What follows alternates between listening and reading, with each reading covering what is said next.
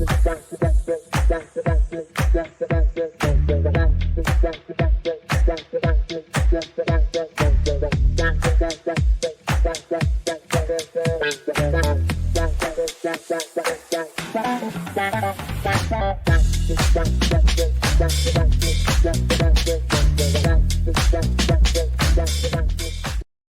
how to conduct research. So basically, like identify a problem, right? It's a problem. It's like when somebody asks me how to find a topic or anything, we brainstorm, and we ask the student, like, what is that one thing that makes your heart flutter?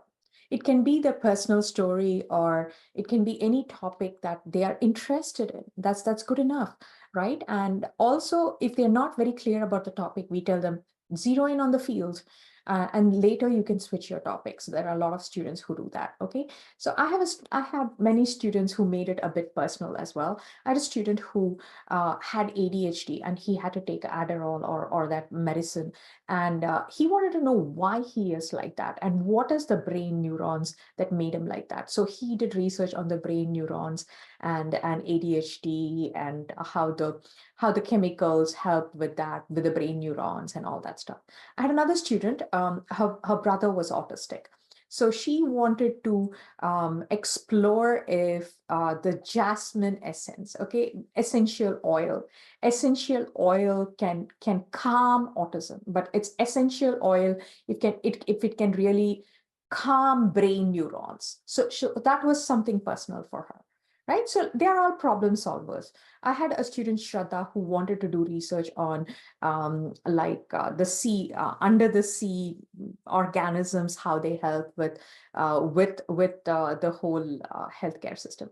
But then she stumbled with a lot of roadblocks in her research because there's a lot of cost involved in doing the underwater extraction and everything, and she couldn't find that many other research papers to help her, and she had to change the topic, which is pretty fine. We want students to explore and think. Another student who wanted to explore if flesh-eating organisms can cure cancer. I mean, just think about it's not, we never say it's a stupid topic. It's like, just think about the direction in which they are headed. They're trying to find a problem to the solution. I'm sorry, they're trying to find a solution to the problem, right? So that's what we help them explore, and that's why you have to work with an expert like a university professor. Okay, it cannot be anybody else, because they have to guide you into trying to solve that problem that you want to, right? So the number one thing is identify the problem or the research topic. Then the preliminary research with expert guidance, they'll guide them how to go about it, because it's so vast, right? So the first few sessions are like that. Then they develop a hypothesis, okay? A hypothesis is basically their initial answer to that problem. Then they write the whole research paper. Okay, and then the abstract comes in, and so we have a whole process that we follow, and then we look over it, we tweak it, and once we are satisfied with the paper, then we submit it for publishing. And an outline is good, at which time we teach them how to plan. What picture are you going to put there? Okay, what data or what graph are you going to put there? Okay, so the picture cannot be copied and pasted. I always tell my students that pictures are the one thing that you have to create on your own, because that is what somebody looking at your research paper will want to take it, and they'll reference you. Got it? So we copyright the picture. They learned how to use BioRender. BioRender is a tool where you get all the ready-made organs and everything that you need for the biomed. For AI, we use draw.io. For business also, we use draw.io because it's not biology. So then they draw the picture. And these kids are so smart. They're so brilliant. They'll figure this tool out and they will draw. Okay. And every year I invite one of my students to come and teach biorender. Okay, so it was Dia Menon, then it was Pramodini. They like really mastered. They became an expert in drawing the pictures and everything, right? So that's how these kids are introducing them to all these tools. Now our research professors who are creative writers know about that tool as well, and they kind of teach them how to do that and submit for publishing. Another thing that we incorporate is executive functioning skills. Okay, I'll go over that tomorrow, which is the prefrontal cortex of the brain.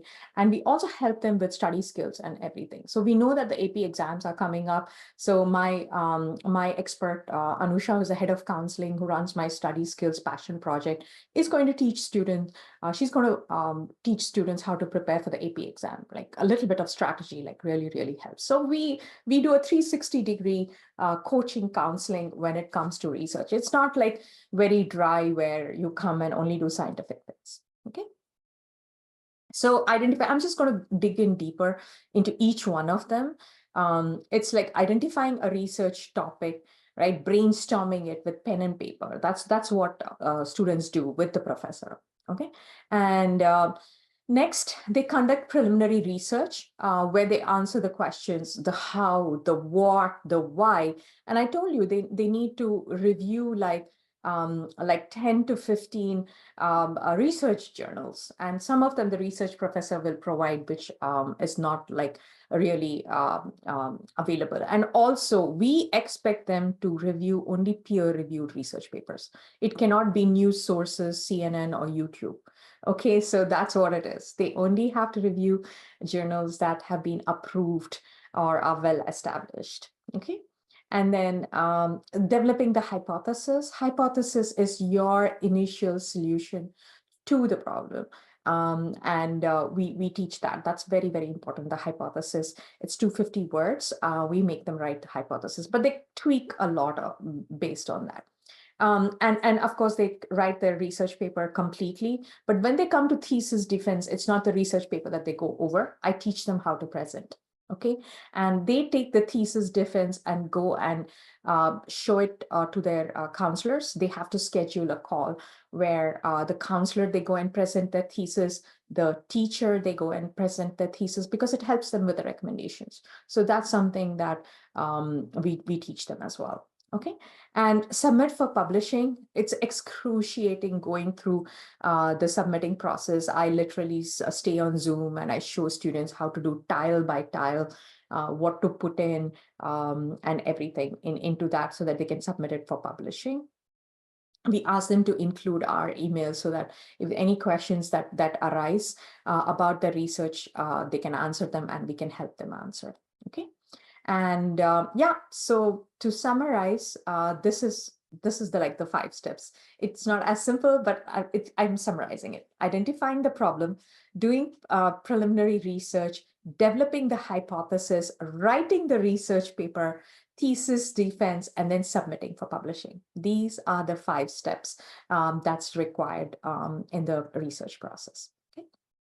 And benefits of a research paper, we know that, but the number one benefit is it looks like it gives that authentication that it's legit. And when you get it approved and you put the DOI link, like I said, my students have gotten a lot of scholarships and acceptances, and the only difference that we see in their profile as compared to someone else is a published research paper.